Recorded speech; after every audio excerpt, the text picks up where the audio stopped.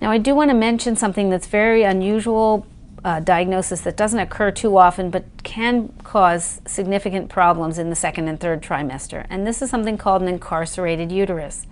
This occurs when you have a retroflexed uterus where the fundus becomes trapped behind the sacral promontory and remains trapped after the first trimester.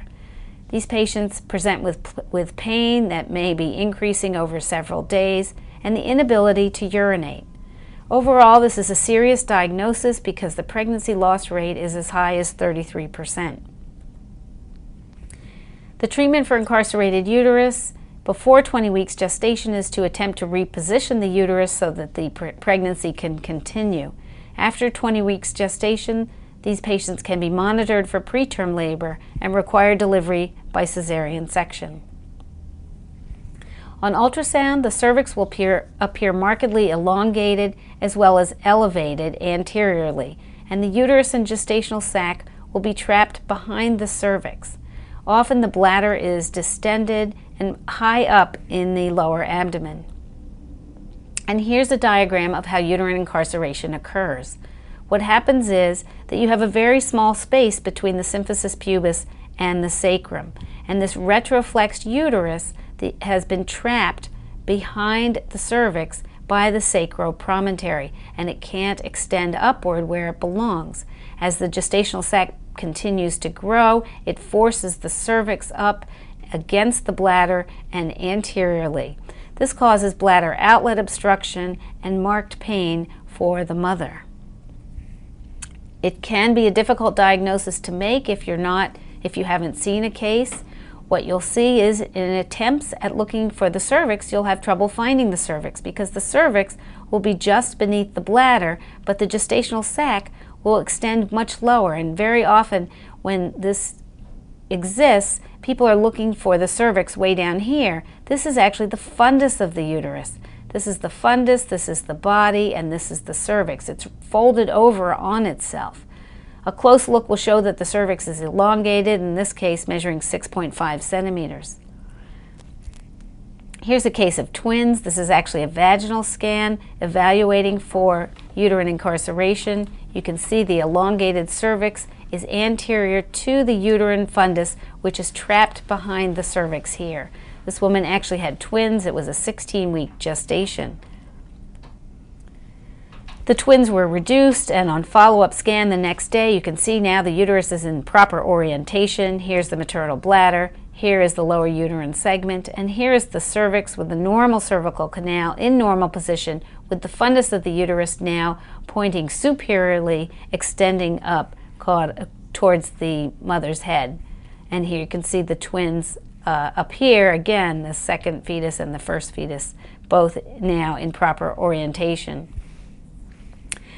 This patient had a uterine incarceration at 30 weeks gestation. You can see on this transabdominal view we were attempting to find the cervix.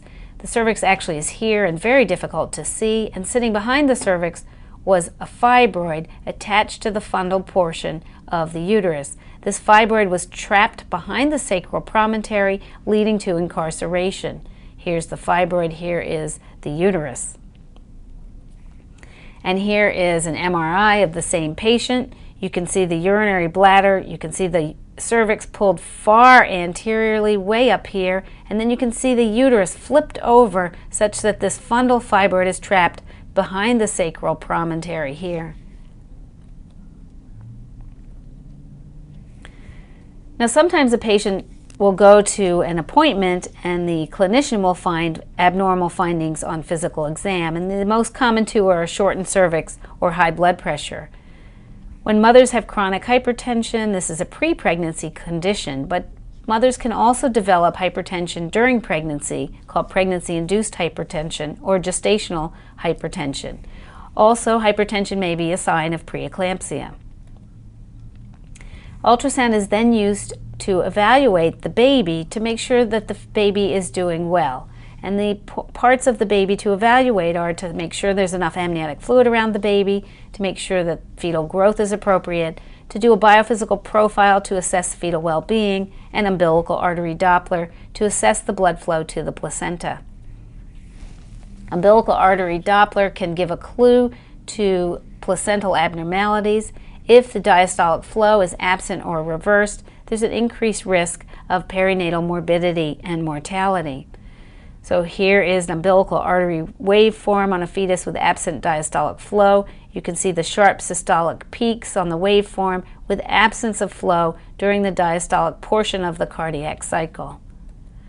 And here's a fetus who has reversed diastolic flow. You can see the sharp systolic peaks with reversal of flow in the umbilical artery in between the systolic peaks. We also may want to assess the fetus with ultrasound if the mom presents with complaints of decreased fetal movement or abnormal fetal heart rate patterns at the time of Doppler examination. Abnormal fetal heart rate patterns may be seen with non-reactive non-stress tests. They may have variable decelerations or even arrhythmias. With ultrasound, it's important to assess the amniotic fluid volume whenever there are abnormal heart rate patterns, because the abnormal heart rate patterns may be due to cord compression, and this can occur when there's oligohydramnios. Cord compression can also occur with a nuchal cord or with cord presentation. Nuchal cords are actually present at delivery in 16 to 30% of all deliveries, and the incidence increases with gestational age. They start at a single, but they may be double or even triple as gestational age progresses. And what we will see are umbilical vessels encircling the neck. Fortunately, most of the time, nuchal cords do not cause any adverse outcome for the fetus. They're not associated with adverse outcomes if the fetal heart rate patterns are normal. If, however, there are abnormal fetal heart rate patterns, then the nuchal cord may be implicated in the cause of those abnormal fetal heart rate patterns. So it's been shown in the absence of abnormal fetal heart rate patterns, nuchal cords are not associated with increased perinatal morbidity or mortality, meconium staining, low APGARs, or acidosis at birth. I have to say it's still a little bit scary. Here are two clips of the fetal neck, and you can see that there's a nuchal cord all the way around this neck on this view as well as on this view. Cord presentations are when the cord is the structure that's just over the cervix, and these can present with abnormal fetal heart rate patterns. They can be considered an obstetrical emergency because there is risk for cord prolapse. If the cervix were to open, the umbilical artery may be trapped in the cervical canal. What we see on color Doppler are vessels between the fetus and the cervix. Well, here's a patient who has an open cervix, and you can see in this open cervix the umbilical cord has funneled down through with the membranes protruding towards the vagina. Here's the color Doppler showing protrusion of the cord into the open cervical os towards the vagina. This is an obstetrical emergency. This is a case where the mom should be put in Trendelenburg and taken up to L&D for delivery.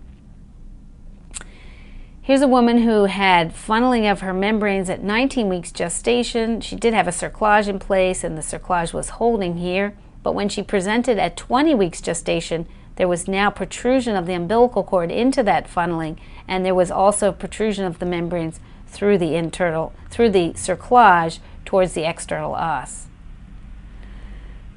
Now, sometimes fetal heart rates are abnormal. There may be premature atrial contractions or supraventricular tachycardia or even heart block. Here's a fetus who has premature atrial contractions. This is typically a benign finding in the fetus and has no adverse outcomes. Notice as we watch the heartbeat, we can see it's irregular. There are a couple beats close together and then a pause. And we've captured this on the M mode, showing the regularity of several beats followed by an early beat and then a longer pause. And here again is an early beat followed by a longer pause. The fetus may also have supraventricular tachycardia, as we see here. This fetal heart rate is moving very, very fast. We've measured it on M mode to be 266 beats per minute. Unfortunately, this is not a benign condition for this fetus. This fetus has a pericardial effusion, a pleural effusion, and ascites, so this fetus has developed hydrops due to the supraventricular tachycardia. Well, I've given you a run through the use of ultrasound in the second and third trimester for emergencies. I hope this will be useful to you. Thank you.